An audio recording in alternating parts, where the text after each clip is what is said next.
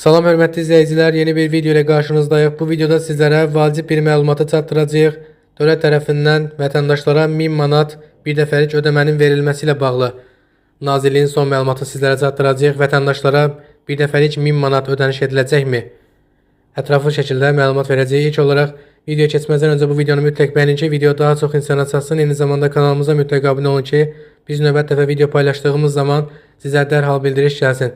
Bəli, hörmətli izləyicilər, son günlərdə Azərbaycanda güya dövlət adından vətəndaşlara 1932-ci ildən 2017-ci ilə qədər dünyaya gəlmiş Azərbaycan Respublikası vətəndaşlarına hər vətəndaş üçün 1000 manat bir dəfəlik ödəmə verilməsi ilə bağlı məlumatlar yayılıb və bunun üçün xüsusi səhifələr yaradılıb və həmin səhifələr vasitəsilə video paylaşılır və vətəndaşlara linklər göndərilərək həmin linklərə keçid etmələri və qeydiyyatdan keçmələri barəsində məlumatlar verilir və qeydiyyatdan keçdikdən sonra həmin vətəndaşların bank hesablarına güya 1000 manat bir dəfəlik dövlət tərəfindən vəsaitin köçürüləcəyi ilə bağlı məlumatlar paylaşılır. Qeyd edim ki, Dövlət Sosial Müdafiə Fondu vətəndaşlara xəbərdarlıq edib və bu cür məlumatlara heç kimin inanmamasını tövsiyə edib.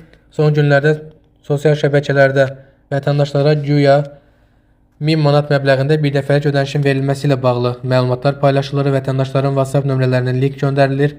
Eyni zamanda TikTok və YouTube platformalarında da videolar paylaşılır ki, vətəndaşlara güya 1000 manat məbləğində bir dəfəlik ödəniş veriləcək və bunu hər vətəndaşa aid edirlər. Qeyd edim ki, bu cür məlumatlar yalandır, həqiqəti əks etdirmir.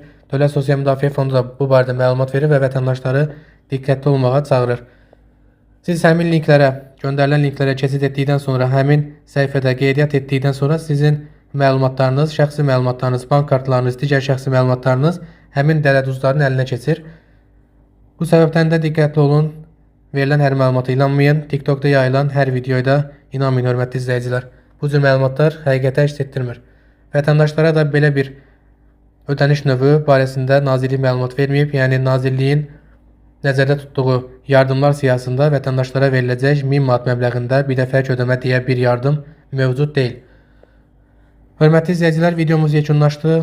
Videonu bəyənməyi və kanala abunə olmağı unutmayın. Növbəti videoda görüşmək ümidi ilə.